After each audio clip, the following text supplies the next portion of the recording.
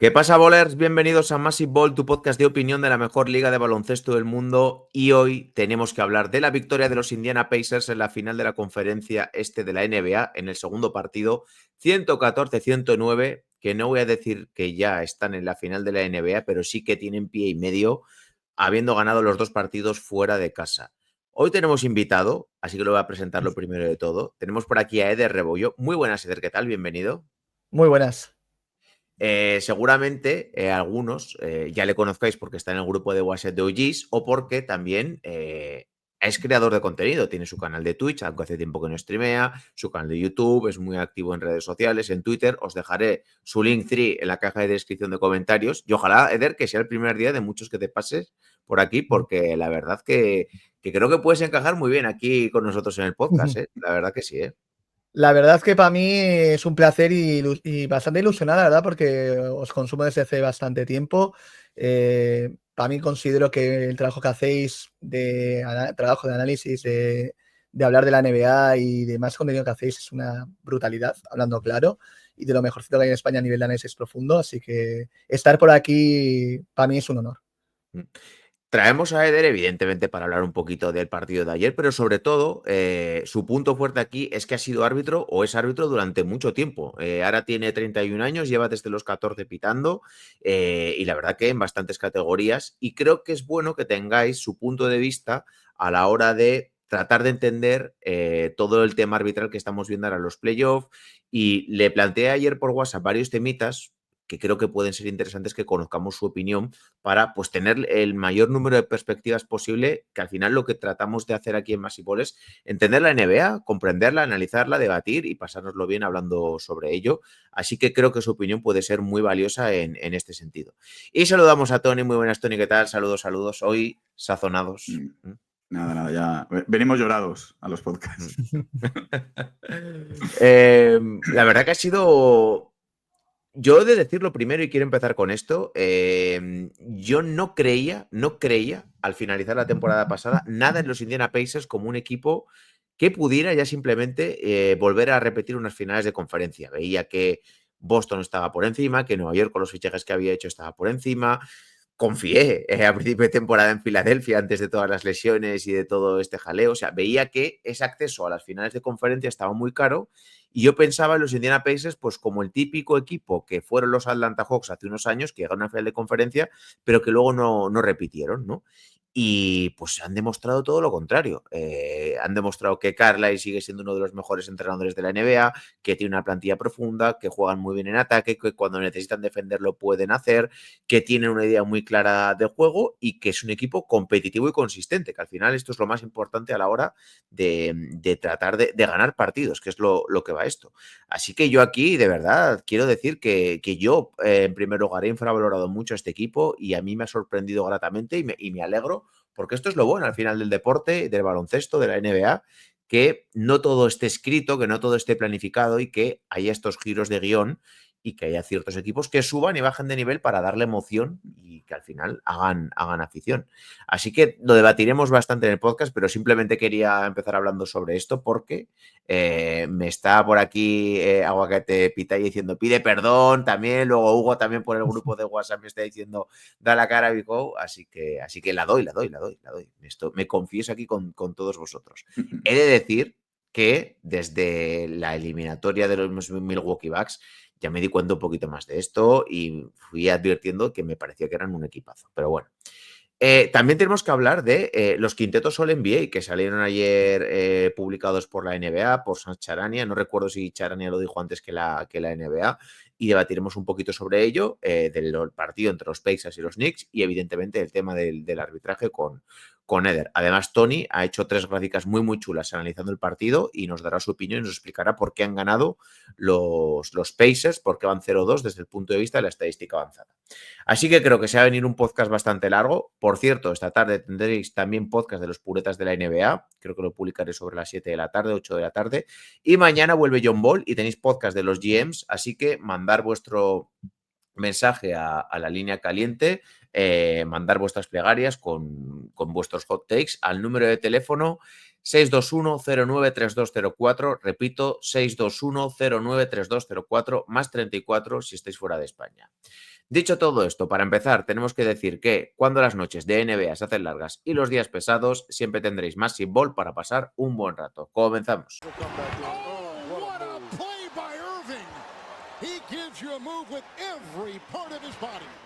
Comenzamos con el episodio, comenzamos con el podcast y lo primero que tenemos que decir para empezar el episodio es dar las gracias a Fluor Lifestyle por patrocinar este canal, por patrocinar Massive Ball y estar con nosotros apoyándonos durante todos los playoffs de la NBA. ¿Quién es Fluor Lifestyle? Pues es la agencia de innovación creativa más grande del mundo. ¿Qué puede hacer por vosotros una empresa como Fluor? Pues si tenéis una marca personal, si tenéis una empresa, si queréis lanzar un producto al mercado, Fluor os puede ayudar para que vuestro producto llegue a vuestro público objetivo adecuado y la historia que queréis contar esté narrada de la forma correcta. Hoy en día el storytelling es muy importante e inunda el mundo y Fluor Lifestyle os puede ayudar con eso. Además, por ejemplo, si tenéis una marca y queréis hacer un rebranding, pues también os pueden echar una mano y simplemente al final lo que os van a ayudar es a tratar de vender más y a tratar de mejorar vuestro producto. ¿Cómo podéis contactar con Fluor Lifestyle? Pues a través de su número de teléfono, que es el 647-693-990, o a través del correo electrónico hello@fluorlifestyle.com. Podéis entrar en su página web y chequear todas las empresas con las que han trabajado y podréis comprobar que han sido algunas de las más importantes del panorama internacional. Podéis chequearlo, ya os digo, en su web fluorlifestyle.com. Así que, un día más, gracias a Fluor, la agencia de innovación creativa más grande del mundo. Vamos a empezar primero con la actualidad, que es el partido de ayer, la victoria de los Indiana Pacers ante los New York Knicks. Se pone en la eliminatoria 0-2 a favor de los Pacers. Y Tony, voy a empezar contigo, que has subido 3 gráficas bastante chulas. Vamos a hablar largo entendido de todo, de jugadores, de equipos, de momentos. Pero Tony, explícanos por qué han ganado los Pacers desde el punto de vista de la estadística avanzada y di qué te ha parecido el partido. Pues mira, empiezo por lo primero. Desde la estadística avanzada, lo que más ha destacado Pacers, el acierto en el tiro. Sobre todo, yo creo que se ve reflejado en dos momentos de partido. El inicio de Siakam, que parecía Jordan ahí desatado. Y luego el final del último cuarto también. El último cuarto, sobre todo, además bien traída la diapositiva esta, porque justo, fíjate, el último cuarto, la línea amarilla es la de los rebotes ofensivos. Es el momento en el que más rebotea, manteniendo un buen nivel de eficacia de tiro. Fíjate que el del tercer cuarto es sublime, porque el tercer cuarto está cerca del 80% de acierto. En el último baja por un poquito por debajo del 60%, pero sube esas segundas oportunidades. Consigue sumar más porcentaje de rebote ofensivo, lo cual hay muchas defensas buenas de Knicks que acaban en rebote, y ese rebote acaba de nuevo otra vez en manos de Pacers. Y eso les ha penalizado bastante. En el caso de Knicks, pues se ha juntado en el último cuarto el peor porcentaje de eficacia de tiro, peor también, porcentaje de tiro libre. Es verdad que tiene free throw rate muy elevado, que el porcentaje general todo el partido es alto, pero llega al último cuarto, ese intento de hack and mitch que hicieron un poco, les lastra también bastante. Y sobre todo la sensación, y esto ya te respondo en lo segundo, a mí la sensación que me ha dado es de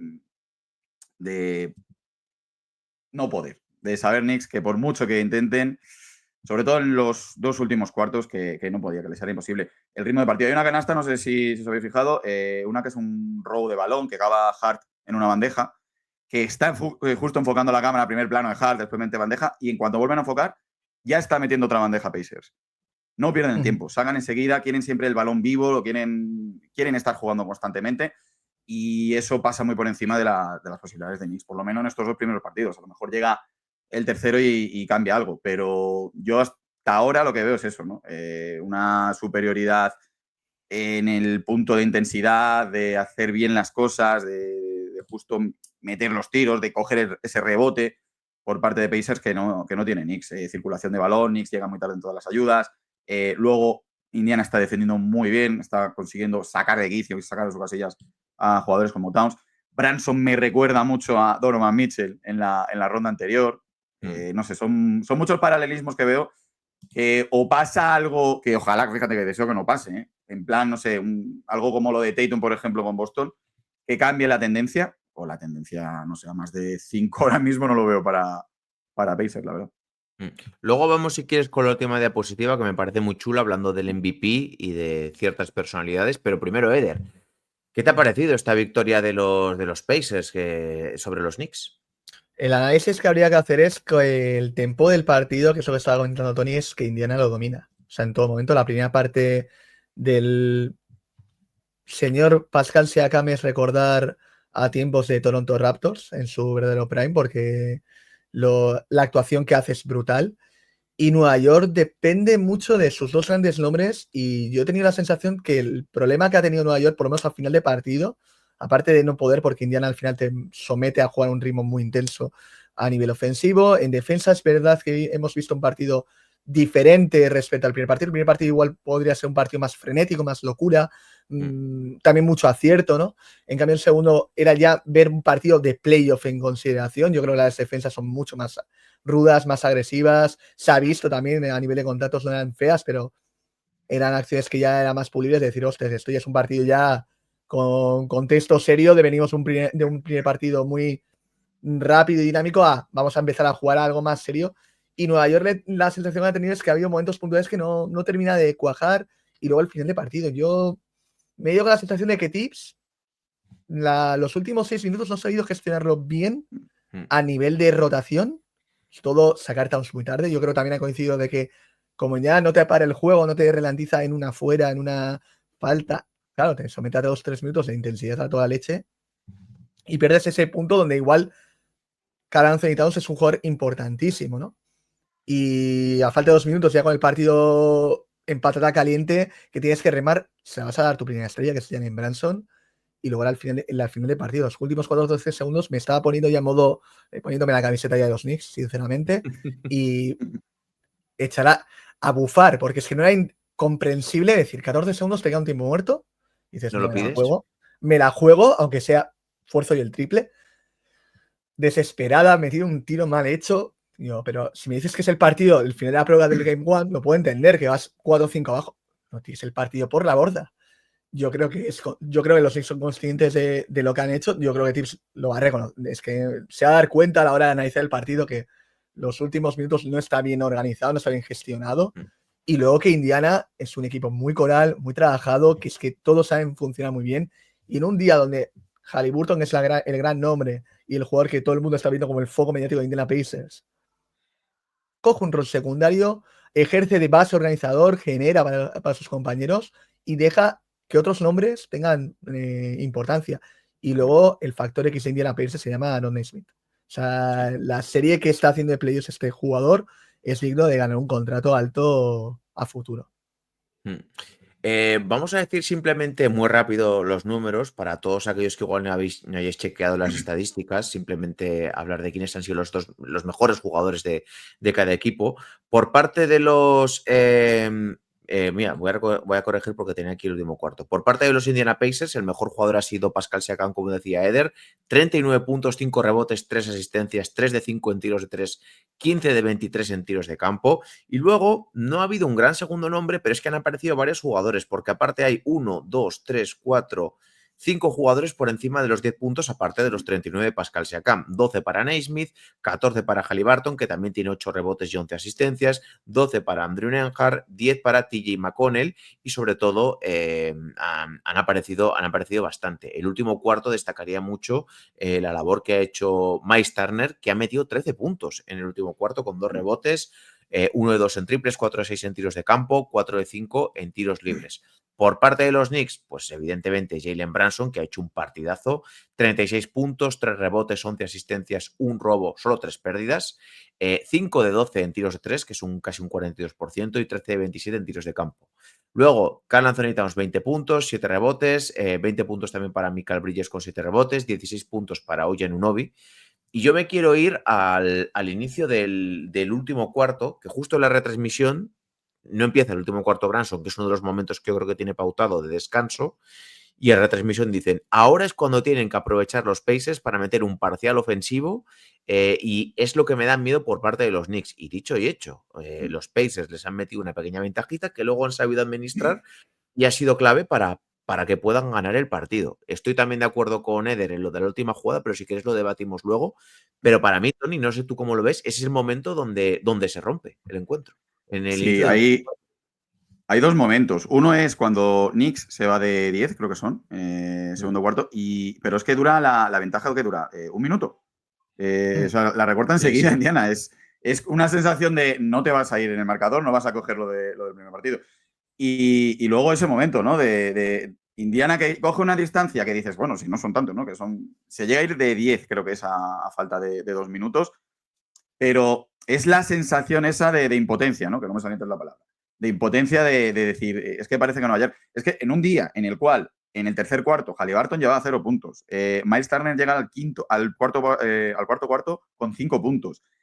Naismith ha estado los 3 primeros cuartos con problemas de faltas. O sea, un día que tienes prácticamente la columna vertebral, la tienes en jaque y pierdes el partido. Porque si Siakam de repente parece que ha rejuvenecido 6 años, ¿no? Como decía antes Eder. Es todo eso, ¿no? Que se junta. Y luego, además, fijaos a la misma diapositiva en el pace. En el primer partido, que es lo que decía Eder, había 2 cuartos que estaban por encima de las 100 posesiones. El pace en este partido, el primer cuarto ha sido 84 posesiones, el más bajo de los 2 partidos juntos. El más alto ha sido el segundo y tercer cuarto con 94. No es el partido de correr sin parar, sino es la intensidad que han metido. Y ojo, y el baloncesto que ha metido Indiana, que es que juegan muy bien. Juegan muy bien. Están siendo ahora mismo superiores. Decías tú, Oscar, que tú no dabas un duro hace un año en playoff. Yo no daba un duro a principio de temporada. No, yo tampoco. Pensaba que Pacers iba a luchar entre a ver si entraba directo a playoff o de play-in. Sí, Estoy hablando diciembre, enero. Ya luego es verdad que cogieron mejor ritmo, pero vamos, yo sí que ni por asomo me esperaba esta actuación en playoff. Obviamente ya los vas viendo y vamos, ahora es la única esperanza para batir a Oklahoma. Estabas hablando, Eder, antes de Siakam y Tony ha hecho esta pequeña gráfica con los números, que también lo hemos dicho antes. Es que yo creo que es la perfecta segunda espada para este equipo en este contexto, con un jugador al lado como Haliburton y que por momentos de estos playoffs yo creo que incluso ha sido el mejor jugador del equipo. Sí, el partido de la primera parte es el que coge el ritmo del juego. En un partido que hemos dicho antes, en la primera parte se dividiría, yo creo que se podría ir en 2 partes. La segunda se recuerda un poco más al Game One de intensidad de ritmo, pues, sobre todo por las posiciones, que eso ha comentado Tony perfectamente. Y en el primero es un partido más a ritmo de Knicks, o sea, por juego, es decir, un poco más pausado, todo más centrado a jugar aclarados, o incluso pick and rolls, teniendo en cuenta teniendo a Towns o Mitchell Robinson puedes jugar con esta variedad.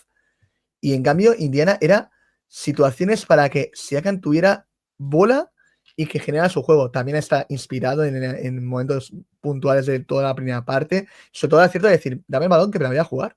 Y no tengo problemas, que estoy con confianza y la voy a seguir metiendo.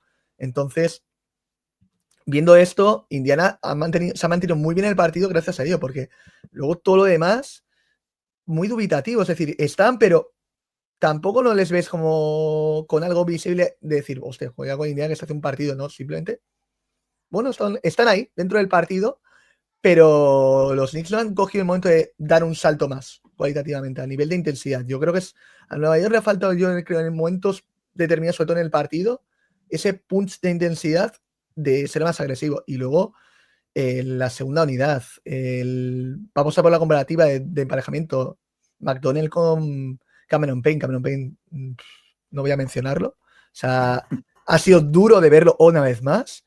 Y T. McDonnell hace un trabajo perfecto. Perfecto. Es decir, lo que te tengo que darte descanso a Haliburton, te lo sumo. Y lo hace muy bien. Encima ha tenido aciertos. Entonces, es que al final tú empiezas a mirar, empiezas a describar y a desmigar todo el partido. El resumen es que Knicks no llega a más porque Indiana no le deja. Yo realmente creo que Indiana es mejor equipo. Muchas veces le damos muchas vueltas. Creo que Knicks tiene mejores jugadores, pero Indiana es mejor equipo. También creía que Boston tenía mejores jugadores que los Knicks y era mejor equipo que los Knicks, pero los Knicks se impusieron porque supieron competir mejor durante esa serie. Pero bajo mi punto de vista, lo que está haciendo Indiana bien para poder ganar, de momento, con toda la fortuna que queráis, fortuna, entre comillas, en el primer partido de hacer una gran remontada en los últimos minutos. Yo creo igual. Es que tampoco quiero decir lo justo porque no me gusta utilizar este tipo de cosas, porque al final el que gana es el que gana. Pero sí que es cierto que sobrerrinde en los momentos finales de partido los Pacers y se adapta mejor y gana. Quizás lo más lógico hubiera sido, que igual es la palabra mejor, que la serie fuese ahora mismo 1-1, ¿no? Eh, pero yo realmente creo que los Pacers es un equipo que están compitiendo mejor y que están entendiendo mejor cómo pueden jugar ahora en estos playoffs. Y es un paralelismo que hago un poco con los Oklahoma City Thunder. Estaba escuchando esta mañana el vídeo de resumen que ha hecho Pancho Pinto en YouTube y hablaba de que, a ver, si ganan este año la NBA, que parece que ahora mismo puede ser lógico, los Thunder o los Pacers, y ya sabéis que cuando gana un equipo, el resto trata de copiar un poquito ese modelo. A ver si se va a tratar ya de decir, no, vamos a tratar de tener 2 estrellas o 2 grandes contratos y el resto grandes jugadores, pero que sean de obreros, que sean jugadores muy adaptados a determinados roles de equipo, tener una rotación larga, que es algo que puede ser muy importante y de momento se está viendo que estos son los dos equipos que están triunfando. Y yo creo que Indiana está entendiendo mejor esto y está incidiendo mucho más en lo que los Knicks no saben hacer. Está incidiendo mucho más en esa rotación un poquito más corta de los Knicks. Está sabiendo entender también mejor los momentos de partido. Está siendo más competitivo. Y yo creo que esa es la principal razón. Muchas veces le damos muchas vueltas, ¿no? Pero yo creo que al final, dentro de que Knicks compitió muy bien contra los Boston Celtics, creo que ninguno, en general, poníamos a los Knicks como favoritos o nos creíamos que pudieran pasar la serie. Luego los Knicks ganaron. Pero yo creo que este es su nivel y que Indiana ahora mismo está demostrando que es mejor. Tony, ¿tú cómo lo ves? Sí, vamos, el caso de la eliminatoria de Boston, tú lo sabes, que hasta el final yo no daba un duro. Mm. Es que los Knicks da la sensación muchas veces de que va por golpes. Y tuvo esos 2 golpes en Boston y no nos parecía una locura, ¿no? Que luego fuesen 2-2, en el caso de que Boston no hubiese conseguido ese cuarto partido, perdón.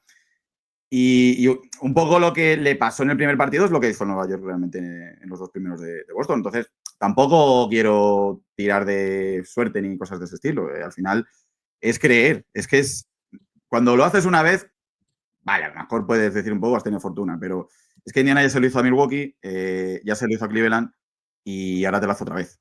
Luego, además, otro dato que he visto hoy es que Indiana ha ganado todos los partidos fuera. Ha jugado. Sí, sí.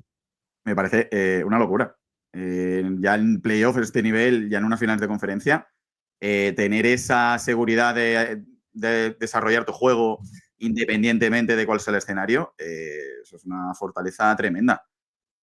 Yo creo que hay mucho, pues eso, ¿no? Lo hemos dicho antes, que sí, que corren mucho, que tal, pero es que hay mucho baloncesto. Es que hay muchísimo baloncesto, hay muchísimo nivel. Es un equipo en el cual hoy lo hemos visto, no ha funcionado el número 1, no ha funcionado el número 3, vamos a decir, vamos a poner a Secan como el 2, no ha funcionado el 4 o han tenido problemas, digamos, hasta el último cuarto. Y aún así, pues ha aparecido McConnell, es que han aparecido todos, ha aparecido Shepard también, ha aparecido. Toda la rotación es importante. Cuando sale Cameron Payne es a rezar y que no te la líen. Eso es muy importante, Tony, porque Claro, el otro día me acuerdo que estuvimos hablando y debatiendo. No, es que es imposible que Naismith replique este partido. Y lo que la gente no estaba viendo es que no hace falta que sea Naismith. Es que hoy, por claro. ejemplo, el último cuarto de Miles Turner es fundamental y diferencial para poder ganar del partido. Es que el otro día Siakam mete 17 puntos y hoy mete 39. Es que hoy con un mal partido de Haliburton, mal partido entre comillas, quiero decir que no anote tanto, puedes ganar. Y eso es lo que tiene Indiana, que tiene un montón de jugadores enchufados y da igual que un día sea uno o sea otro, pueden tener su momento durante la serie y Sí. que sea diferencial, perdona. Y hoy no ha anotado Mathurin, por ejemplo. Y Mathurin es un tipo que a lo mejor el próximo partido te mete 20 puntos desde el banquillo. Porque tiene esa capacidad. Ya lo vimos. De hecho, creo que fue en la derrota con Cleveland, pero en ese partido, por ejemplo, hizo 20 y pico puntos, creo recordar, o 18, no cosa así. Quiero decir que es que tienen muchos jugadores de banquillo de un buen nivel. Obi Toppin tampoco ha estado hoy muy destacable, pero es un jugador que también aporta, es que aportan todos. Entonces, al final es la suma de muchos, pues te hace lo que 3 superestrellas. Ujú. Decía por aquí en el chat que lo saludamos a Guaque de Pitaya, dice, alucino Pepinillos, pero qué mejores jugadores, y nos está haciendo aquí una comparación del quinteto de titular de Indiana y de Nueva York. Para mí, bueno, yo creo que para todo el mundo, la gran mayoría, habrá gente que no lo ve así, evidentemente. Para mí el quinteto titular de Nueva York por jugadores es mejor que el de los Indiana Pacers. Luego ya podemos debatir si la profundidad de uno es mayor que la de otro. Para mí es mejor, o que estén mejor o peor trabajado, o que estén mejor adaptados, o que entiendan mejor. Pero para mí los Knicks tienen mejores jugadores que los Pacers en el quinteto titular. Para mí. En el 2K tiene más puntos, Nueva York. Sí, sí. Exacto. Eso es. ¿Algo más que queráis decir del partido? Bueno, vamos a meternos en la última jugada. Tiene los 2 tiros libres Naismith para poner el +3 y se le queda la última posesión a los New York Knicks con 14 segundos, tiempo de sobra para pedir un tiempo muerto que le quedaba a Thibodeau y organizar una jugada, sacar desde el otro campo. No se pide tiempo muerto, se coge el rebote, es una jugada, como diría Iker, tiro YOLO total, o sea, es que no hay nada, es simplemente llegar a la línea de tiro de 3. Él habrá sentido que estaba con confianza y que era su tiro, lo ha tirado, lo ha fallado. Si lo hubiera metido, pues a todos nos hubiera callado la boca. Pero bueno, yo creo que la jugada, aunque hubiese metido el tiro Jalen Brunson, invitaba a pedir un tiempo muerto, porque yo creo que cuando tú eres un entrenador y tienes la opción de pedir un tiempo muerto y no lo haces, es como que no confías en lo que vas a decir. O sea, me da una sensación de inferioridad terrible. Creo que además pasó algo parecido. No sé si fue en el segundo partido, en la serie entre los Knicks y los Celtics, que Matsula no pidió un tiempo muerto y fue una canasta de Tatum y lo podía haber hecho. Pero a mí me da eso, sensación de inferioridad en cuando tú tienes la opción de poder idear una jugada, de tener la ventaja de sacar desde el otro campo y de elaborar algo. Luego estará mejor o peor elaborado, peor o mejor ejecutado, pero aquí me parece que es un fallo grave de Tom Thibodeau, que ya sabéis que defiendo bastante su labor, pero creo que aquí se ha equivocado totalmente. No le dé tanto la responsabilidad a Branson porque al final, oye, si el entrenador no pide el tiempo muerto y tú lo sientes, eres el jugador que va a tirar este tiro, eres el clutch player of the year, pues, oye, tiras un poquito de inspiración. Tiene su parte de responsabilidad de que igual podía haber buscado un mejor tiro, pero no sé cómo lo ves tú, Eder, esta jugada final.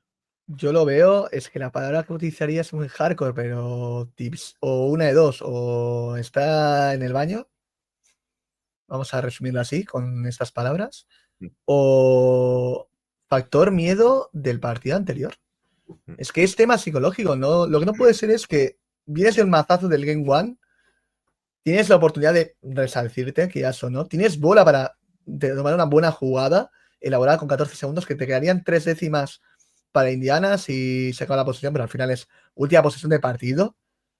Y aunque confíes mucho en tu máxima estrella, hazlo más tranquilo, más elaborado y con más frialdad, en vez de jugar a lo loco. Yo creo que es al final la suma de la consecución de todo el partido de nervios, miedo, el déjà vu del otro partido. Es que Indiana me está jugando un ritmo acelerado y digo, yo también me sumo al ritmo, venga, me voy al carrito y el partido al mismo índole.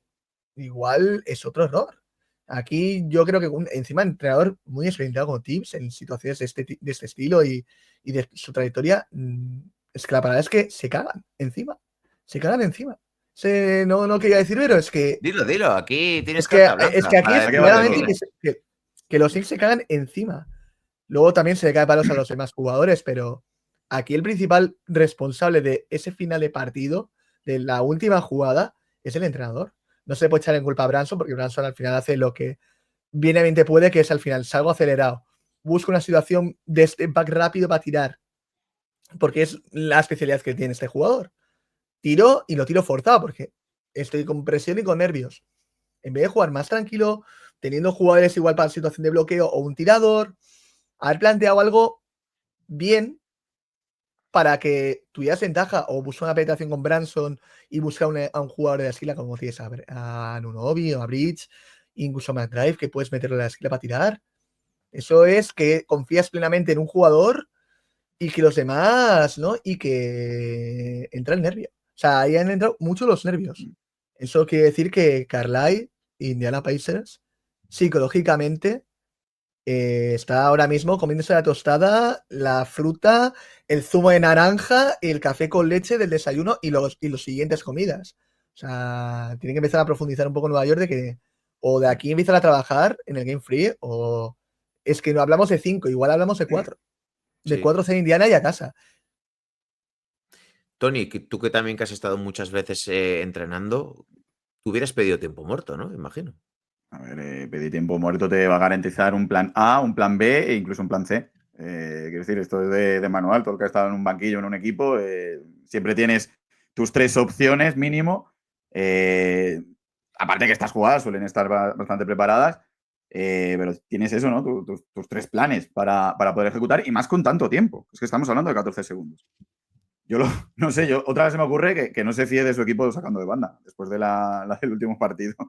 Dirá, Pues joder, tenemos mira, una final de que se la conferencia. juegue Si no te fías de tus No, jugadores, no, pues, pero yo ya os una ha cosa, perdido un balón que así, ¿no? os añado una cosa, que salía en el recuadro del final de ese momento, tenía ambos equipos un tiempo muerto. O sea, sí. tú pides el último tiempo muerto. Ahí tiembla igual el pulso de decir, hostia, me la juego, pido el tiempo, si la fallo me quedo sin tiempos para atacar luego después. Ahí yo creo que es la duda que tengo sensación del staff que hayan generado la duda de no decido tomar la decisión de pedir tiempo muerto. El miedo a igual tiene Indiana aún. En vez de Sí, decir, me la juego yo pero y eso al no carrer. puedes hacerlo, porque tú lo primero que tienes que hacer es empatar y luego ya lidiarás con lo siguiente. O sea, sí. Pero es que yo creo que él lo que. Aquí sí que. Y esto ya en serio. Yo lo que creo es que querían ganar el partido. No querían prórroga. Querían ganar el partido en esos 14 segundos. Entonces, jugada rápida, triple, empatas.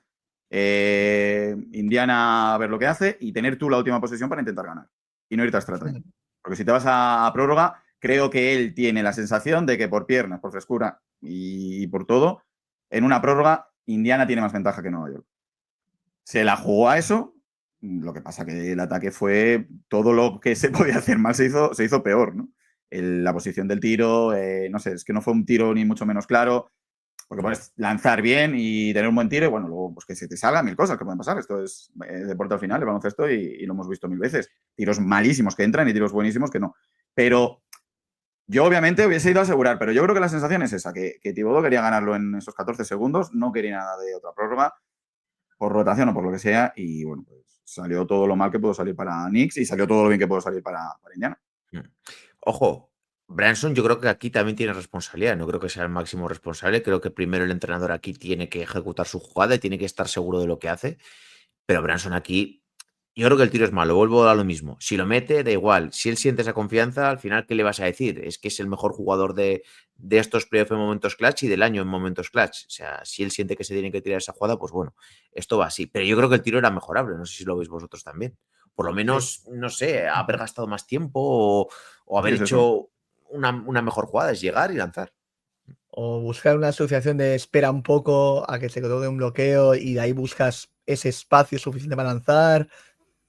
Sí, es que También al tener final en es una toma de cuenta, decisión. iba a decir, perdona, Eder, tener en cuenta que eran 3 puntos, quiero decir que también Indiana podía hacer la Sí, de falta, 2 tiros libres, y ya tienes que estar con meter sí. el primero, fallar el segundo.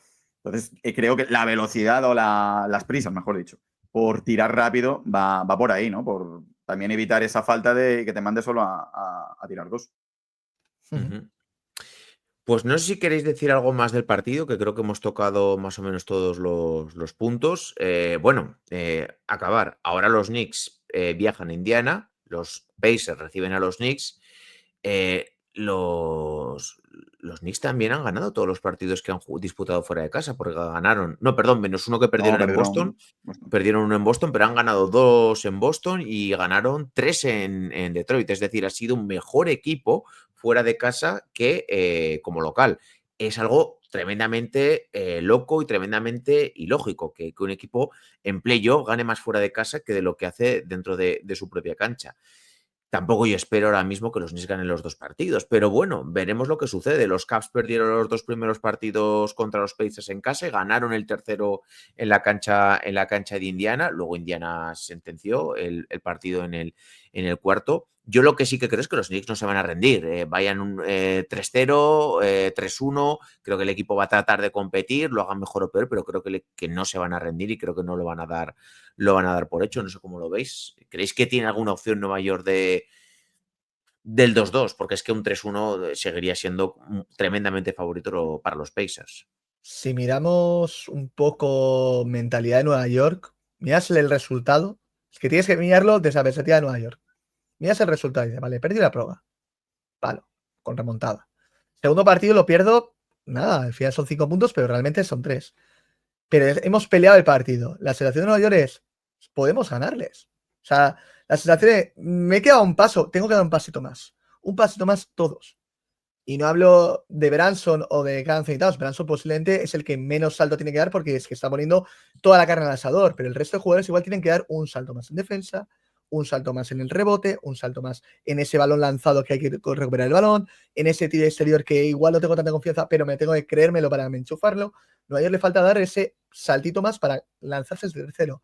Si no logran dar ese salto, hablamos de 4-0. Es que Indiana no creo que cambie el guión de la eliminatoria, ni de la forma de jugar, ni de nada, salvo que Nueva York haga un planteamiento diferente. ¿Tú, Tony, tienes algo de esperanza aún? A ver, puede pasar de todo. ¿Qué serie fue el año pasado que se pusieron 0-2 y luego 2-2? Fue de Dallas, creo que la de Denver y Minnesota. Eso, Denver y Minnesota, exacto. Fue Denver 0-2, perdió los 2 2-2. primeros en casa. Se puso 3-2 Denver y acabó perdiendo. Exacto. Que fue todo ahí muy el mundo al revés, ¿no? Quiero decir que datos a los que agarrarte siempre hay. Ahora mismo, obviamente, con las sensaciones, 3 horas después de ver el partido, pues yo veo aquí un 4-0, 4-1 máximo para Indiana. Pero obviamente esto, al final me pongo plancholista, pero esto va partido a partido. Si Knicks consigue ganar el próximo, pues ya la cantinela no es la misma, ya es, venga, uno más y volvemos al Madison con 2-2. Y sabes que al final esto se hace así. Entonces, obviamente es el match ball de Knicks, porque eso sí es verdad que un 3-0 es irremontable. Si se pone Indiana 3-0, ya aquí no. Y un 3-1 yo creo que también, ¿eh? Yo creo que también. Sí, pero por eso, pero yo voy a enfocarme solo en el próximo partido. En el próximo Sí. partido, Knicks sabe que perder es irse a casa prácticamente. Y ganar es mantenerte con vida. Entonces, tiene que ir con todo ya. Ya no te queda otra, no tienes ya más colchón. Una vez ganes el otro, pues ya hablamos del siguiente, de si el 3-1 sería definitivo, si te queda la opción luego de ponerte 3-2 en Nueva York, en el Madison y luego volver otra vez a Indiana, tal.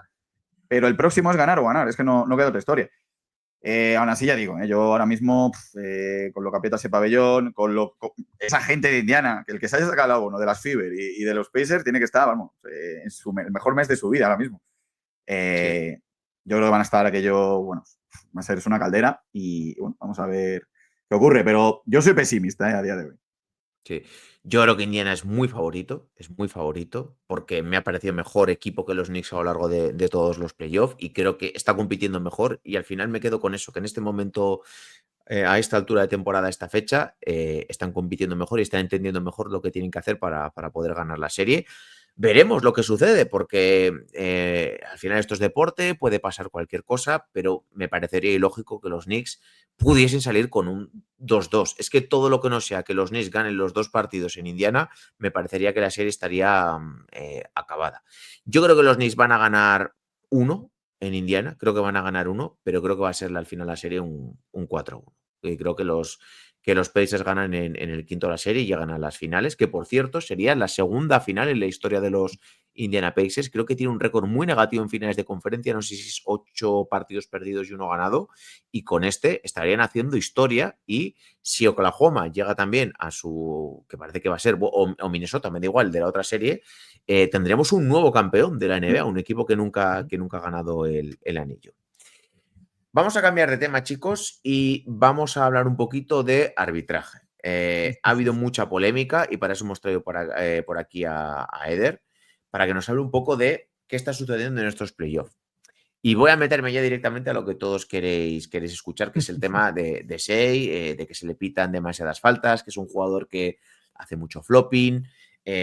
Para entendernos un poco, Eder, ¿por qué se dice esto de los jugadores? ¿Qué hay de cierto? ¿Las estrellas tienen más permisividad arbitral? ¿Son todas faltas las que se le hacen a Shai o simplemente igual exagera mucho y los árbitros caen? ¿Qué sucede con Shai Gilgeous-Alexander? Yo creo que al final hay que entender un poco el contexto de qué es la NBA y qué es lo que ofrece y qué es lo que busca. Al final, el baloncesto se rige mucho a la hora de tomar.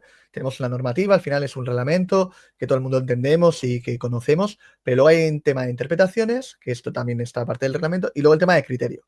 Yo creo que aquí es el matiz importante del criterio, que es lo que quiere la liga para controlar sus partidos. Porque al fin de cuentas, el árbitro, la función que tiene para entender el contexto es él no controla el partido, pero él lo que hace es que el partido vaya al cauce que tiene que ir el partido. Al final los jugadores son los que deciden el partido y los que tienen que tomar las decisiones. Los protagonistas son ellos. Los árbitros pueden influir en las decisiones, obviamente, porque al final una decisión arbitral te puede condicionar la balanza de uno u otro, pero normalmente, si el partido va a buen cauce, al final los equipos son los que deciden. Y es lo que ha pasado en los 4 partidos que hemos visto de finales de conferencia, que son más significativamente. En relación al tema de jugadores o protegidos, al final en la NBA protege mucho al jugador estrella para que al final logre el mayor tanto posible. Yo si voy un aficionado a ver, por ejemplo, soy de los Lakers, voy a ver a Doncic, lo que me interesa es que Doncic logre 40 puntos. Si logra 20, si lo logra 20, de esos 40, 20 en la línea de tiros libres porque provoca las faltas, perfecto. ¿Qué está pasando en los últimos años? Es muy visible. Me he empezado mucho con el tema de James Harden, que creo que cuando ganó el MVP tuvo mucho revuelo con el tema de las situaciones que él generaba, pero en los últimos años estamos viendo que jugadores como Jokic, Doncic y ahora Shea, que son los 3 nombres más mediáticos, ellos fuerzan muchas situaciones. Lo que hacen es leer las defensas. Cuando atacan, buscan ese contacto o cargan con el hombro o exageran un poco más en la cuenta, y cuando el defensor hace algo que parece que hace algo legal, pero llega tarde, entra en la balanza. Y obviamente el arbitraje está empezando a ser claro de que la NBA quiere proteger al jugador atacante, que es el gran debate que me voy a meter aquí en el melonazo de este tema, que es el más relevante del jugador. ¿Por qué protegen a los jugadores estrellas? Porque muchas de las situaciones que hace el atacante lo genera él más que el defensor, y eso es lo que hay que analizar en profundidad. Pues métete si quieres en por qué. El por qué se busca esto, porque al final lo que quiere la NBA es mayor tanteo. Si es que es comparar los años anteriores a lo de este año.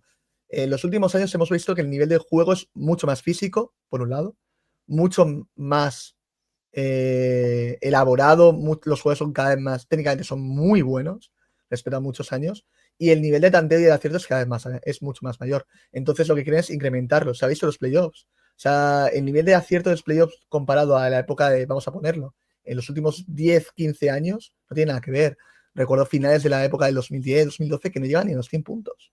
Y era porque el juego, igual técnicamente no es que fueran en general, yo diría que el contexto general de los jugadores eran técnicamente eran peores, entre comillas, técnicamente, pero tácticamente o de esfuerzo de energía plegaban mucho más a defensa y se premiaba más a defensa. En cambio ahora se premia más el ataque. Entonces lo que busca la NBA en el tema de criterio es este. Y sobre todo hay que ver un poco qué hace Shai Gilgeous-Alexander, que muchas veces, Max exagerar, entiende un poco qué es lo que está viendo la liga.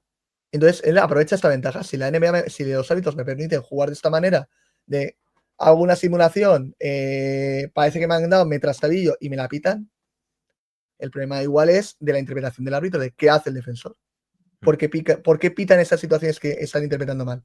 Hay situaciones, y no hablo de un jugador en concreto, que todo el mundo magnifica a Alexander por el tema de ser ahora mismo la cara de la liga, hablando claro, porque es el MVP de la liga. Pero es que otros jugadores lo hacen. Es que no tenéis que iros muy lejos, Game One, de Indiana Knicks. Situaciones de Karl Anthony Towns sacando el brazo, a una falta creo que a Siakam o a Turner. Le saca el brazo claramente y le quita la falta al defensa. ¿Por qué? Si el atacante es el que extiende su brazo fuera de su cilindro, le desplaza para que él le está protegiendo, pero saca el brazo generándose una ventaja. Y le pita al defensor, le está perjudicando. El problema es tema de criterio. ¿Por qué pitas esa falta? ¿Por qué no analizas toda la secuencia? Que lo hacen, ¿eh? De hecho, en el partido del Game 2 pasa. Hay una situación que además me acuerdo que una falta de Towns a Haliburton, creo que tercer cuarto. Hay un desplazamiento que le hace con el brazo. Se ve luego en el slow motion, que se ve todo muy bien. En el slow motion se ve todo mejor. Le desplaza. Y el árbitro pita tarde, que es lo que está buscando ahora FIBA también. En el tema de criterio de hay una acción, empieza la acción, una secuencia. Ocurre la acción, que es el contacto, pulible o no pulible. Finaliza la acción.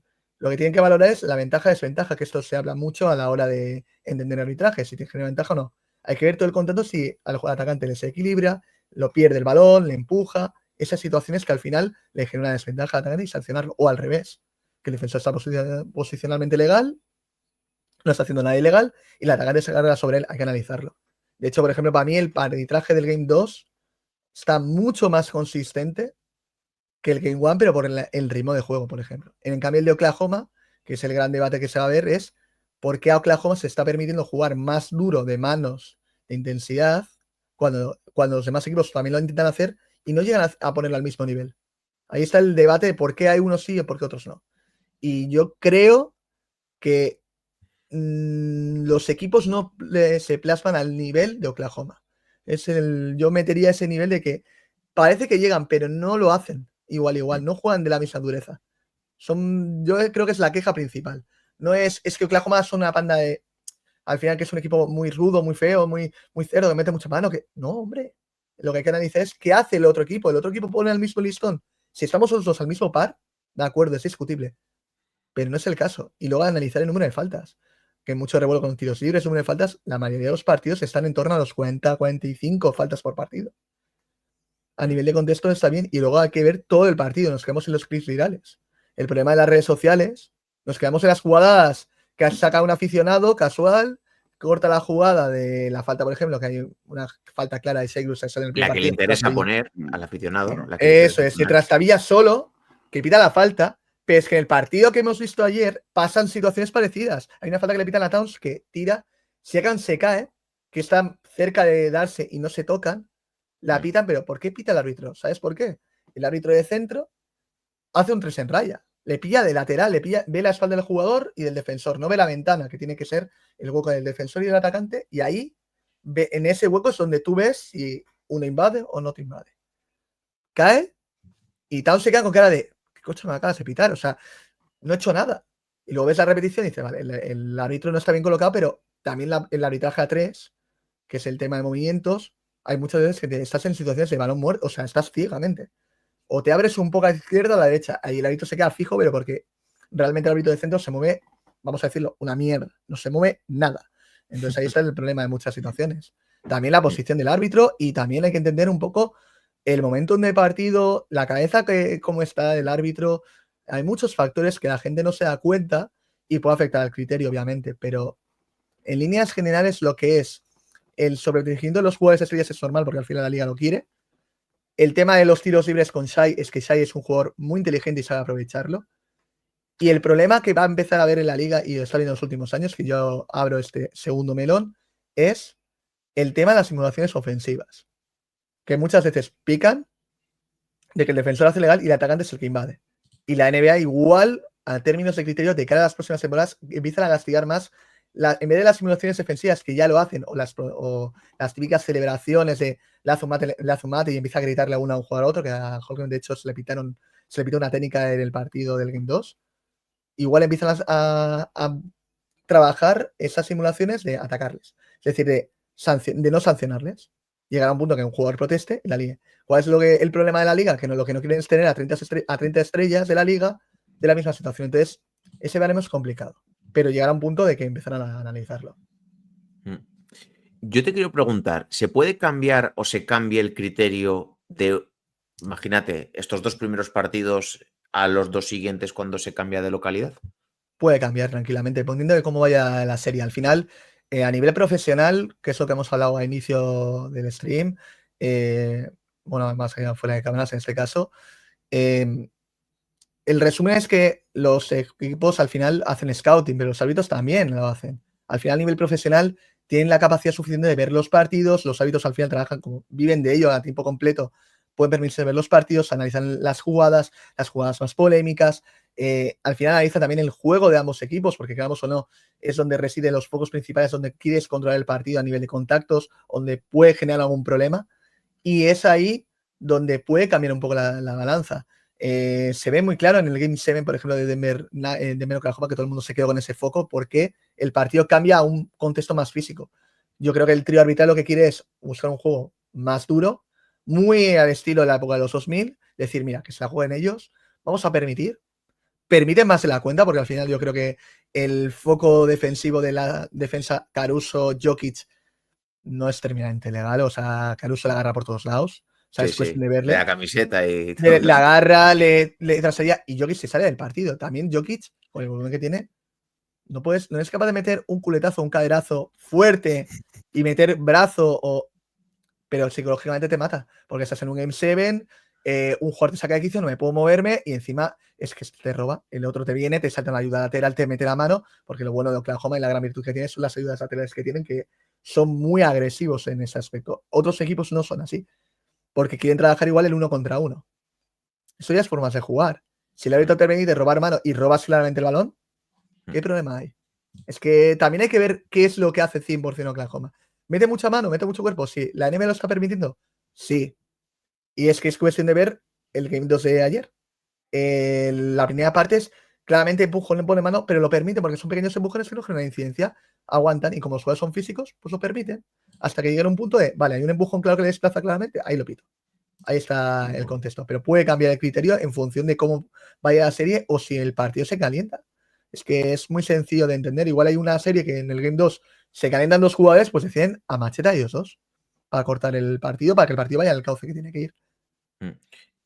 Ahora te dejo, Tony, por si quieres comentar algo sobre esto también, pero yo estoy muy de acuerdo en algo que has dicho al principio, Eder, y es que para mí Minnesota lo que tiene que hacer, hablando concretamente de esta eliminatoria, porque un foco de la polémica es que a Oklahoma se le permite más, ¿no? Que posiblemente sea así. Lo que tiene que hacer Minnesota es igualar esa intensidad, igualar esa fisicalidad que están teniendo los Thunder, porque tienes jugadores para hacerlo. Gobert puede ser un jugador físico, Randle puede ser un jugador físico, McDaniels puede ser un jugador físico. El otro día hubo una queja de McDaniels cuando le pitan la flagrante sobre Shea y dice, no, es que la hice porque quería que sintiese una falta de verdad por una vez Shea. Pero bueno, que yo creo que también están haciendo su trabajo de cara pues a cuando ahora la serie llega a Minnesota. Pero en Minnesota no se tiene que quedar en quejarse, decir, ay, qué pobrecitos somos, es que a ellos no les pitan la falta. No, ponte al mismo nivel que lo puedes hacer y ya que sean los árbitros los que decidan, los que no decidan, y a ver si ellos pueden atacar también o pueden generar esos puntos con una defensa mucho más intensa. Y yo creo que ahí está gran parte del asunto, porque lo hablamos también. Se quejaron mucho de que la falta que le pitan a McDaniels en el primer partido, la cuarta, pero es que a Caruso le pitan una que no es también, una con Anthony Edwards en el segundo. Pero lo que pasa es que Caruso sabe aguantar luego mucho mejor con esas faltas. Eso es.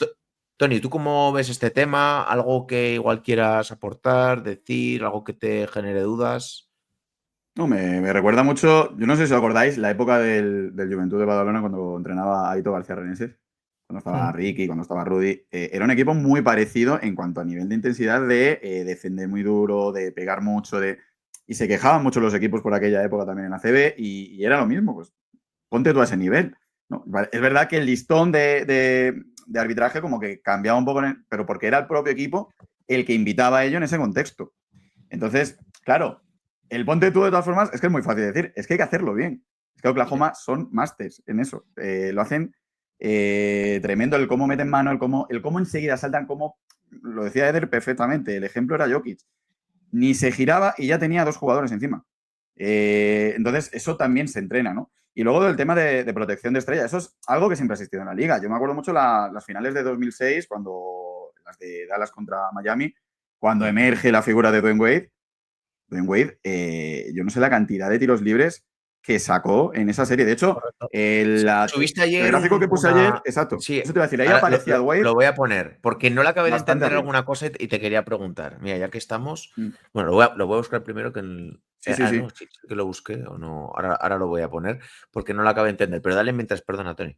Sí, no, decía eso, ¿no? Aquella serie recuerdo que fue un constante sacar tiro libre. Es verdad que Wade parecía que se iba a matar en cada penetración que hacía, que acababa siempre por los suelos. Pero era igual, ¿no? Era en cuanto pisaba pintura, o sacaba canasta o sacaba tiros libres, porque existía esa protección que ya existe hoy, pero que esa protección la ha tenido LeBron en su momento, la tuvo Kobe Bryant, la han tenido todas las grandes estrellas, porque al final lo que dice, uno que consume NBA lo que quiere al final es en su equipo que las estrellas brillen. No vas para ver a Caruso meter 21 puntos. Pobre Caruso. Pues antes de pasar, si quieres, al gráfico, que me parece muy interesante, a Jokic le ha pasado a lo largo de su carrera que hay veces que se le va la pinza y empieza a jugar, ya no a nivel de hacer faltas y eso, a nivel de irse del partido en determinados momentos. O sea, y es lo que dice Eder, tú es lo que tienes que hacer, por mucho que Caruso te meta manos, tú pesas 3 veces más que él y eres mucho mejor que él y tienes una capacidad técnica para beneficiarte de eso. O sea, no puedes aludir simplemente a, no, es que me ha molestado. Sí, con todos los respetos, Caruso es un minion al lado de Jokic, nunca mejor dicho. Tony, explícanos un poco este gráfico porque ayer no acabé de entender exactamente, así que explícanoslo. Vale. Este gráfico lo que tenemos son por cada año en playoff, solo en playoff, partidos que ha disputado ese jugador en playoff, tiros libres que ha anotado, cuántos tiros libres por partido y su porcentaje de acierto. ¿Qué se ve? Esto es un top 25, creo recordar que era, de tiradores, o top 20, no recuerdo nada. Lo cerraba Shai Gilgeous-Alexander en un top 25. Es el jugador que en una temporada es el 25º jugador que en unos playoffs ha anotado pues, tiros libres, es decir, él anotó 125. El que más anotó en una serie de playoffs completa total de tiros libres fue Dirk Nowitzki, 205 tiros libres anotados. ¿Cuántos tiró por partido? 8,9. ¿En cuánto está Shai Gilgeous-Alexander? Tanto que nos quejamos, en 6,3 tiros libres por partido. Y ojo, el porcentaje de acierto de tiros libres de Nowitzki en las finales de 2006, precisamente contra Wade, que Wade es el segundo. Ese año, por ejemplo, se pitaron muchas faltas en esas finales. Pues el acierto fue prácticamente el 90% por parte de Nowitzki, fue de un 80% por parte de Wade. Si nos vamos a Shai, son un 88% de acierto, pero es que, por ejemplo, si nos vamos al quinto en este ranking, es Shaquille O'Neal, el año 2000, aquel mítico Hack-a-Shaq, va a anotar 180 tiros libres, pero es que tiene un 61% y medio de acierto, de porcentaje. Claro, hay que decir también que así le quedan playoffs, le pueden quedar muchos partidos, le podrían quedar 5 y 7 partidos, 12 partidos. Igual podría llegar a acercarse a ese top de arriba. Pero bueno, entonces, según esto, los jugadores que más tiros libres han anotado en la historia de los playoffs, en cada temporada. Exacto. Eso es. Como máximo, simplemente en un playoff, son Nowitzki, con 205 tiros libres anotados en unos playoffs, luego Dwayne Wade, Kawhi Leonard, el del 2019, LeBron James, 2018, Shaquille O'Neal en el 2000, Allen Iverson, 2001, Michael Jordan en el 92, Kobe Bryant en el 2009, James Harden, 2018. Fíjate, otro jugador también muy castigado por esto. También es cierto que tiene una media muy alta de tiros. Aquí Harden sí que iba 9,2 por partido, que son casi 3 más de los que tira 6 por partido. Karl Malone del 97, Kevin Durant del 17, Tim Duncan del 2003, Paul Pierce del 2008, Stephen Curry del 2015, y luego tenemos Howard, Ginobili, Chris Paul, Westbrook, Jimmy Butler, Damian Lillard, Giannis Antetokounmpo, Anthony Davis, Reggie Miller, Jason Tatum del año pasado, del 2022, que aquí le va a superar, y luego Shai Gilgeous-Alexander en el 2025. Pues no sé, Eder, si quieres comentar algo más sobre este tema o del arbitraje, y si quieres ya pasamos al tema de los quintetos All-NBA. Sí, del tema de Shai, para que os hagáis una idea, cogí el Game One porque, claro, abrimos el melón, el debate, había ya la polémica, y voy a ver el partido en diferido tranquilamente, y tú analizas las número de faltas que recibe en total, que es la pena que en la estadística de la NBA, yo creo que en todo el contexto del box score te falta ese punto, de coger faltas recibidas de un jugador para ya, si quieres meter sangre, mételo bien, y decir, mira, si ellos saben cuántas faltas recibe de todas las que hacen en el partido, que hacen 22 faltas Minnesota en ese partido, le hacen la mitad. Hay que ver de esas cuáles son falta y cuáles no. Yo analicé mirándolo en mi criterio, obviamente, que yo no soy experto aquí en nada, soy un árbitro más de los que hay arbitrando al final en el mundo del baloncesto, y le pitan 7 faltas, creo que son reconocibles, quitando una que es falta que viene de un tropezón, pero al final se encara con Edwards en una situación de lance, y Edwards al final se ríe como diciendo, típico pique de jugadores estrella, que se pican al final por normal, pero es falta de Edwards, porque al final viene de un empujón. Hay 3 que no son falta. Pues dices, el contrato es igual insuficiente. Hay una clara de Jaden McDaniels que es, además es de las jugadas virales famosas, step back. Hay que fijarse bien, pero Jaden McDaniels a la hora de terminar de dar el último paso defensivo, le tocan el pie y hace que le trastabille un poquito. Ese poquito es lo que le pita falta el árbitro, pero es el mismo criterio que están aplicando en situaciones de cintan, el defensor salta, se queda un poquito quieto y el atacante va hacia adelante, le pita, con dato pitan y pitan la falta. Son iguales. Entonces, mirándolo en general, otra cosa es que esta sí, es que esta no. A ver, al final el arbitraje es humano, se puede equivocar el árbitro, es consistentemente los 48 minutos es muy difícil ser, vamos a decirlo, clavado, hacer un 10, pero se van a estar en un notable alto 9, entonces siempre hay alguna falta que te puedes equivocar por el contexto que sea, posición de pista, como estés viéndolo, hay muchos factores, pero bueno, que yo lo que creo resumir aquí, que no veamos tanto el tema de Shai y los tiros libres, que al final va a convertirse en un meme en la liga y ya lo están empezando a hacer, sino ver un poco más allá de qué hacen los defensores, qué hacen el atacante y analizar igual en profundidad qué es lo que quiere la liga. Si la liga quiere esto, y nosotros al final queremos ver partidos de 120 minutos, ya está, no hay que analizar más. Disfrutar del juego de ambos equipos, de todos los equipos que están jugando, que creo que es lo más importante a fin de cuentas. Ujú. Pues bueno, yo creo que ha sido muy interesante lo que nos ha contado Eder, sobre todo ese cambio de criterio desde hace unos años de la NBA para tratar de potenciar más el ataque, para tratar de potenciar mucho más el show. Habrá gente que le guste más las defensas y cómo era la NBA en el 2000, en los 90. Habrá gente que le guste más ahora. También un poco depende de cuándo empieces a ver la liga y con lo que te críes y con los gustos personales. Para gustos los colores, ya os lo digo. Pero bueno, yo creo que había que poner un poquito de contexto sobre ello y me da, Eder, que vas a estar por aquí unos cuantos días más hablando sobre todo esto porque me ha encantado, me ha encantado. Muchas gracias. Vamos a comentar, si queréis, los quintetos All-NBA. Yo siempre le doy bastante valor porque al final no dejan de ser los 15 mejores jugadores de la temporada en la NBA. Yo creo que tienen más valor, por ejemplo, que el All-Star bajo mi punto de vista. El primer quinteto ha sido formado por Shai Gilgeous-Alexander, Nikola Jokic, Giannis Antetokounmpo, Jason Tatum y Donovan Mitchell. Quizás aquí el jugador que podríamos debatir un poquito más si debería estar en el primero o en el segundo quinteto es Donovan Mitchell, pero bueno, aquí imagino que habrán primado el tema de las victorias en temporada regular. De hecho, voy a decir los tres quintetos y luego, si queréis, debatimos sobre dónde creemos que debería estar uno u otro. El segundo quinteto está formado por Jalen Brunson, Stephen Curry, Anthony Edwards, LeBron James y Evan Mobley. Repito, Brunson, Curry, Edwards, LeBron y Mobley. Y el último está formado por Kate Cunningham, Tyrese Haliburton, James Harden, Karl Anthony Towns y Jalen Williams. Vamos a ir uno por uno y decimos si cambiaríamos algo. Para mí aquí hay 4 jugadores que son inamovibles en el primer quinteto: Giannis, Shai, Jokic y Tatum. Y sí que podríamos debatir si, por ejemplo, otro tendría que entrar por Donovan Mitchell. ¿Cómo lo ves tú, Tony? Hombre, si nos dejamos llevar ahora por el aroma de playoff, pues caía y yo por mi parte pues entraba o Branson o incluso Anthony Edwards. Pero esto, al igual que el MVP, al final lo que se rige es la regular season y Cleveland ha sido el mejor equipo del este y el líder ha sido Donovan Mitchell. Por lo tanto, yo ciñéndome solo por temporada regular, además Branson se perdió bastantes partidos por lesión también, etcétera. Yo me quedaría con este quinteto, me parece bien, vamos, estoy de acuerdo. Eder, ¿tú cómo lo ves? Igual, porque si empiezas a analizar un poco, hay que pensar que al final el premio a mejores quintetos, MVP y demás se centra en la regular season. Entonces, analizando uno a uno, obviamente hay 4 fijos. Y la duda de Donovan Mitchell por rendimiento, pero es que al final los Cavs es el mejor equipo del este. Y que no esté su principal estrella es bastante cuestionable en regular season. Otra cosa es que si hablas en todo el contexto general, pues metes otros nombres. Pues Branson, por ejemplo, que yo creo que sería la imagen, ¿no? Después del salto que ha dado en playoffs, pero claro, no puedes juntar las dos partes, si no, tendríamos los premios después de las finales de la NBA. Yo he de decir que para mí, en temporada regular, la temporada de Towns ha sido mejor que la de Branson.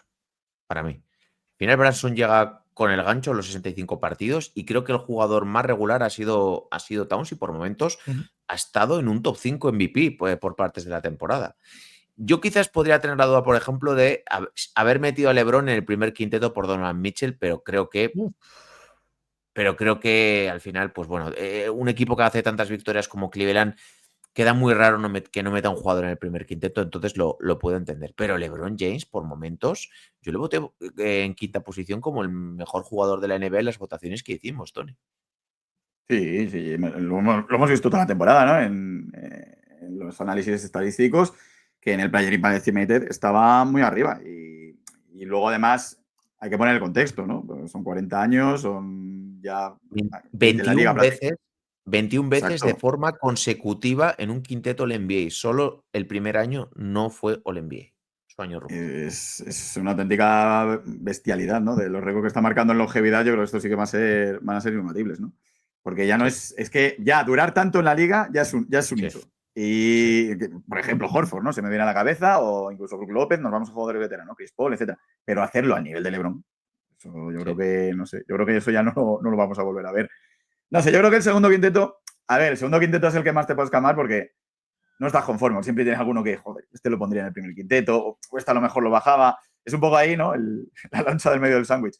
Pero al final, yo creo que compensa si, igual cual a mí me parece que es un quinteto bastante equilibrado y yo creo, lo veo justo, ¿no? Por otro lado, es verdad que el debate ese de Towns y Branson me mola, ¿eh? Porque es verdad que Towns ha tenido momentos de la temporada estelares y Branson, pues eso, ¿no? Llega un poquito ahí, pero quitando ese debate, el resto yo creo que bastante justo. Sí. Quizás yo hubiese puesto a Kate Cunningham antes que a Curry en el segundo quinteto. La temporada de Kate Cunningham es muy buena. Al final, Warriors llega a play-in, a playoff y a play-in. La temporada de los Pistons es mejor en temporada regular. No hablo de número de victorias, hablo de posición, porque el número de victorias ahora no recuerdo. Pero Kate Cunningham me parece que ha hecho un temporadón, ¿eh? Yo lo que podría sacar un poco en contexto, también es verdad que por equipo, porque ha sido más el equipo que los jugadores, ningún integrante de Houston Rockets, que ha sido el segundo del oeste. Eso sería Sí. como el dato más significativo. Si vemos regular season, dices, joder, si no hay nadie de Houston, pero analizando los 15 jugadores que están, es que al final puedes meter a uno, puedes meter a otro, pero al final bastante lógico, razonable en base a la temporada. La más discusión, pues sí, yo comparto vuestra opinión, el tema de Cat con Branson, sería igual el cambio más importante, y Cunningham por el salto de most improved player, vamos a decirlo, de jugar en progresión porque ha dado un salto cualitativo respecto a la temporada pasada, por rendimiento de su equipo y de él, por Curry, pero por lo demás, yo creo que son los 15 jugadores más acordes que tengan un galardón de este índole en su carrera, vamos. Fíjate, yo, Eder, te recojo el guante. Yo quitaría a Halliburton y metería uno de Houston. Metería a Sengun, seguramente. Puede ser. Es que Halliburton Igual. obviamente, es playoff.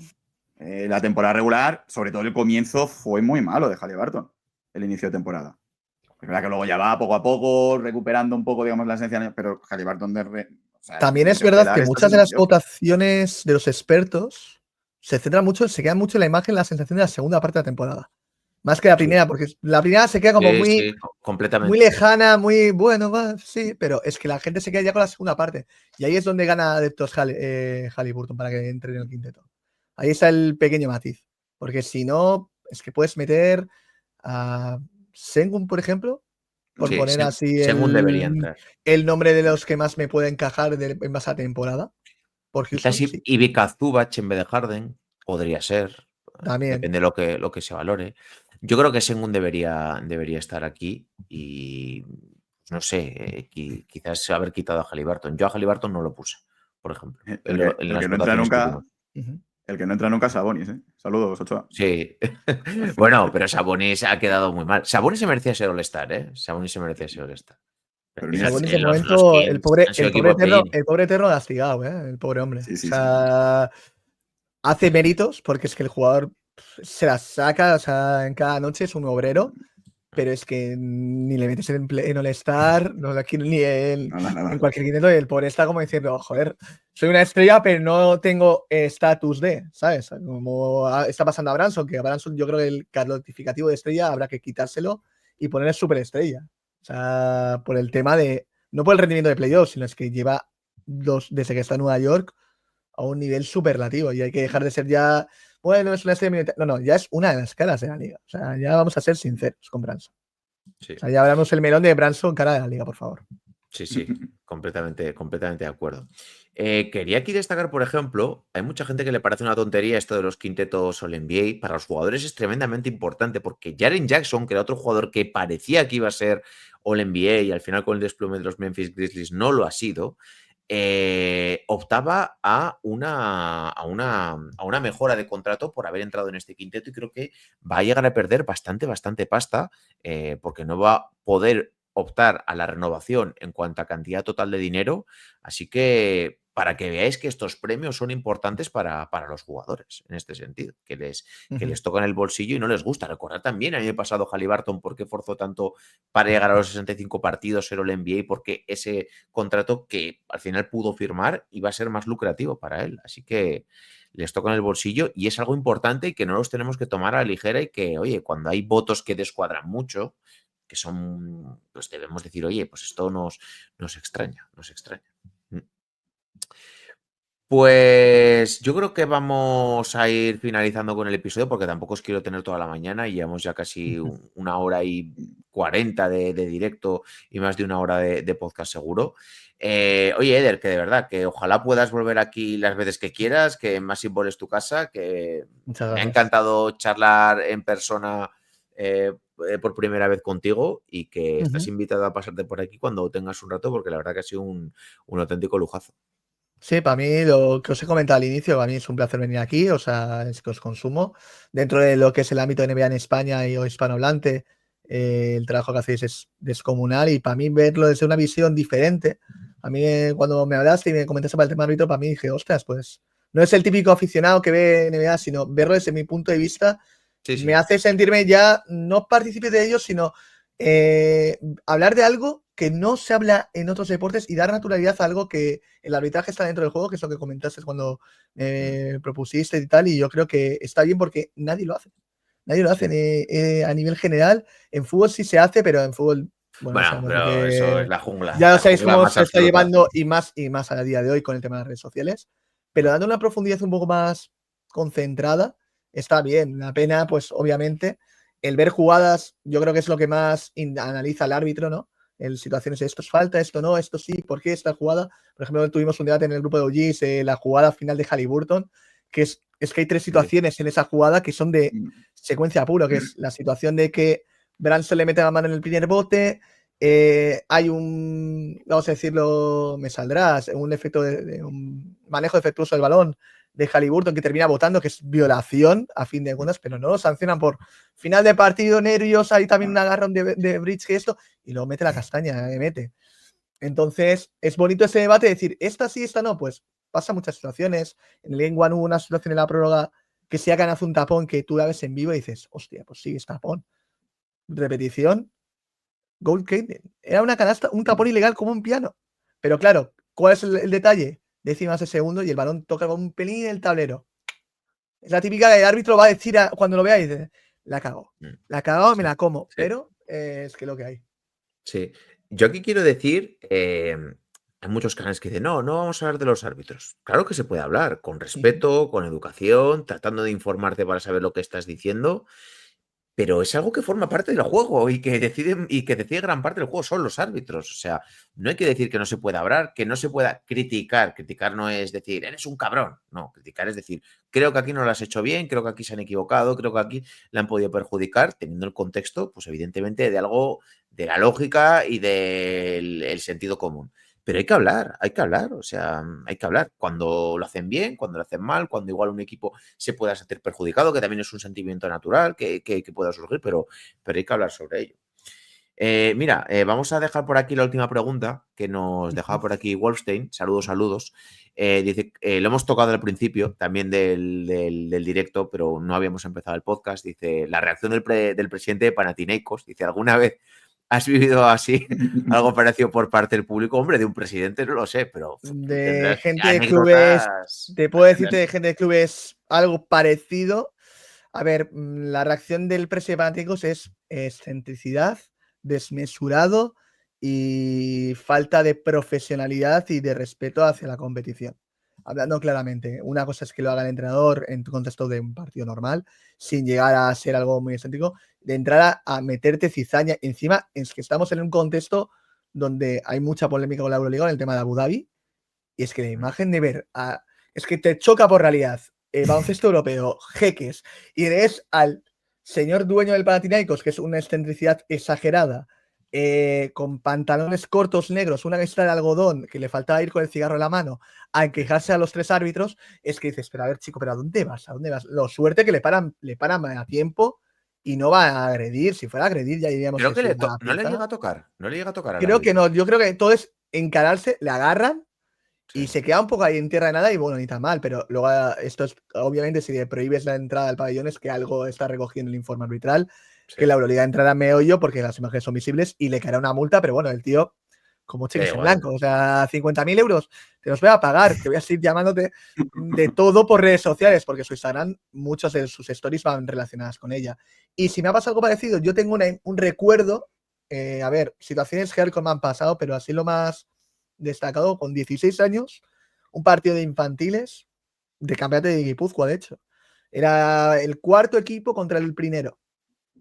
Y el partido se decide por una decisión mía. Casualmente, una violación que en el segundo cuarto, lastimosamente, no la pito. Cosas que pasan, ¿no?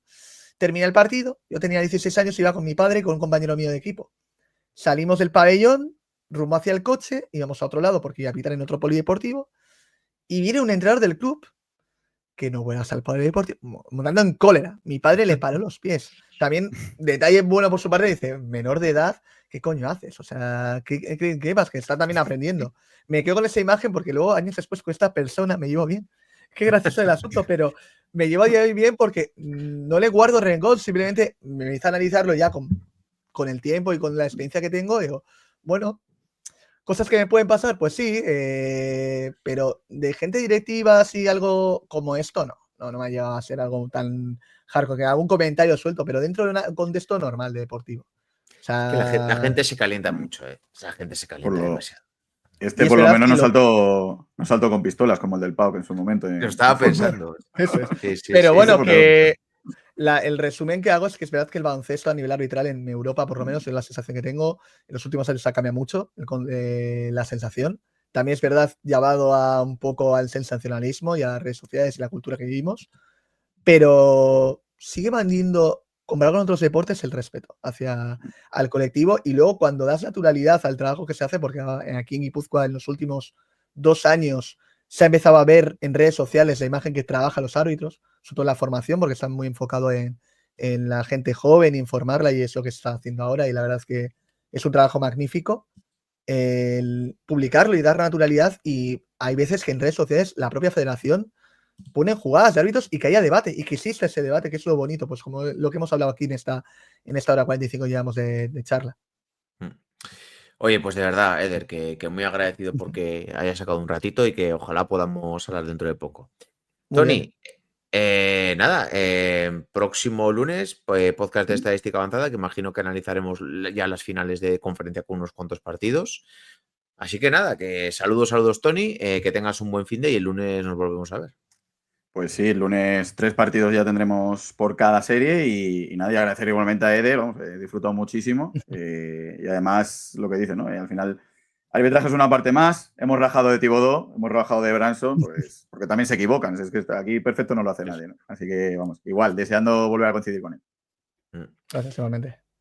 Gracias a toda la gente que habéis estado por aquí en directo, Wolfstein, Aguacate Pitaya, que además es miembro del grupo de OGs, también a Borja Bagüés, que estaba ahí con su cruzada anti-Tom Thibodeau, a Hugo le mandamos también un saludo, a Alberto Streets, que también ha participado, J. Leons, Vicente Morales, Sport Cities, mil gracias a todos, Mundo Lakers, que también nos ha saludado al principio. Gracias a todos los que lo escucháis a través de las plataformas de podcast, lo de siempre, si os gusta el contenido, dejar un like, las 5 estrellas, dejar un comentario con vuestra opinión, que eso es lo más importante, compartirlo con vuestros amigos y nada, que esta tarde tendréis podcast de los puretas de la NBA, mañana tenéis podcast de los Jens, mandar vuestros mensajes con vuestra opinión, así que nada, pasar un buen fin de semana, saludos y nos vemos en el siguiente podcast. Chao, cuidados.